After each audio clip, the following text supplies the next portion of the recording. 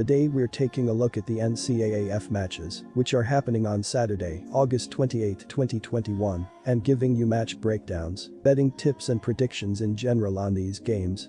Welcome back to High Stakes, let's get straight into it. Also, don't forget to subscribe to get notified as soon as we release these sport prediction videos. And if you would like more betting tips and predictions, then check out our Patreon in the link down below.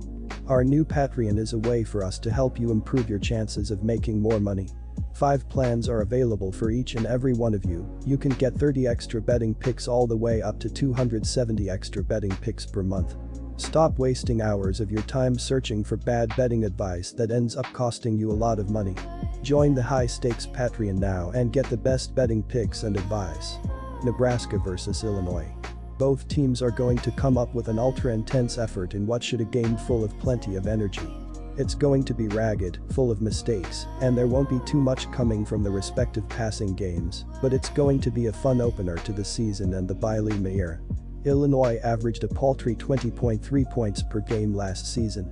They threw for 152.8 yards and rushed for 196.5 yards per game.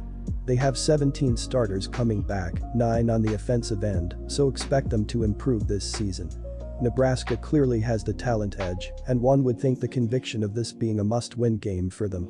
Husker fans are probably still having cold sweats from that 41-23 beating the Fighting Illini gave them at Memorial Stadium last season. They waltzed right in and kicked in the doors of the iconic stadium in Lincoln and made themselves right at home.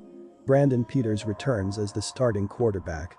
He completed just 48.8% of his passes for 429 yards and 3 touchdowns. He also rushed for 136 yards and 1 touchdown. It's nearly impossible to win games at this level when the team is turning the ball over 5 times in a game. That will obviously be a point Frost is drilling into his team in the lead up to Saturday.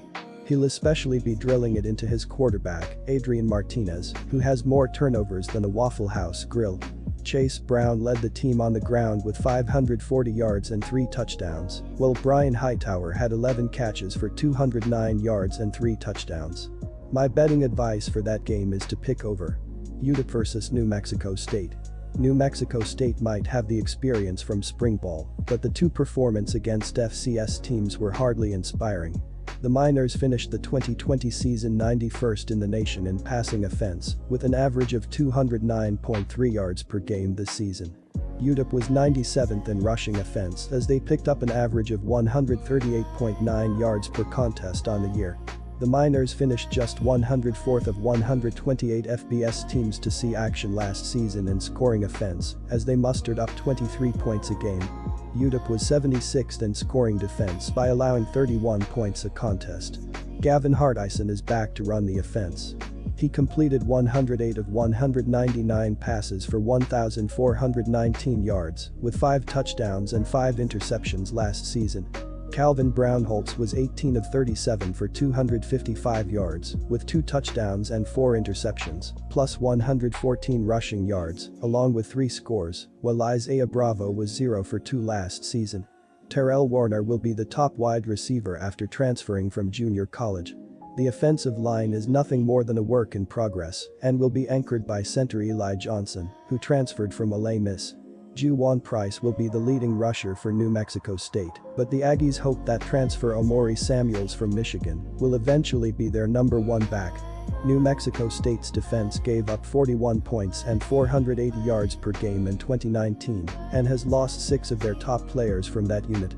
Trevor Brohard will lead the defense from his linebacker spot, while the secondary needs help after allowing 625 yards passing in the 2 spring games. Dean Hankins returns after leading the team with 121 carries for 592 yards and 9 scores last year. Ronald Awatt, 42 carries, 190 yards, 3 TD, and Cordres Watley, who ran for 627 yards plus 7 scores in 2018, but has only 3 carries since, are next in line on the depth chart. Jacob Cowing, 41 receptions, 691 yards, 3 TD, led the team in receptions and receiving yards last year. Justin Garrett, 38 catches, 510 yards, 3 TD, is next in line, and Walter Dawn Jr., 20 grabs, 202 yards, also return, giving the Miners their top 3 pass catchers from a year ago. UTEP has more experience, enough depth to matter, and more playmakers and offensive options. The Miners won't dominate, but they should be able to control the game throughout. My betting advice for that game is to pick under.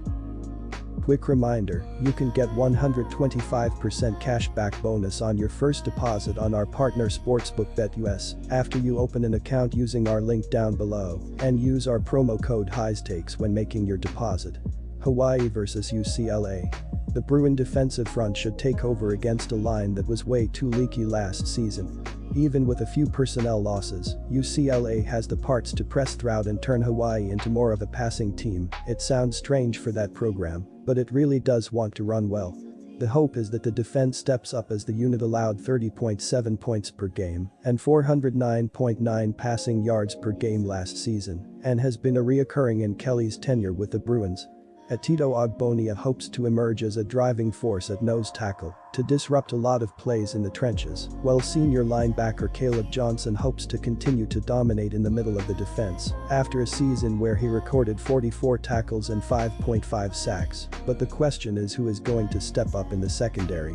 The Bruins only had 6 interceptions last season and were allowing 274.1 passing yards per game as opposing offenses were able to pick apart the unit at will last season. Hawaii will have 4th-year sophomore Chevan Cordero under center once again this season.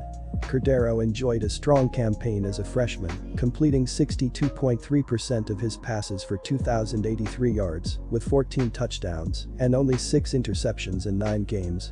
The 6'1" signal caller finished the season strong, throwing 9 touchdowns and only 2 interceptions over his final 4 games.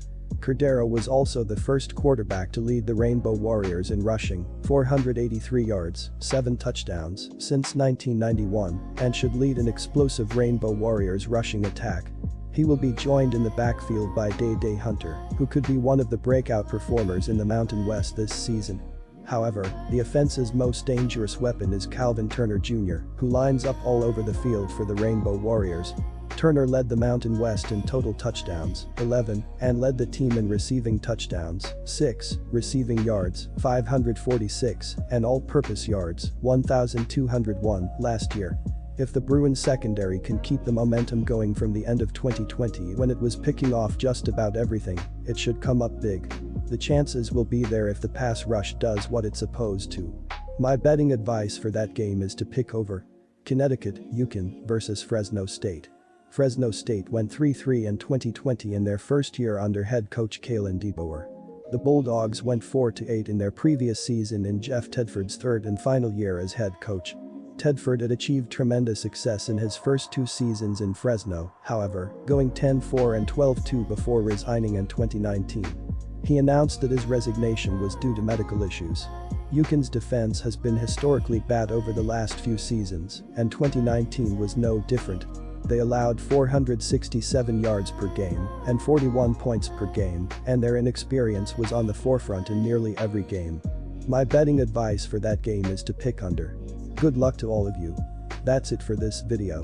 Stay tuned and stay safe for the next betting tips and advice.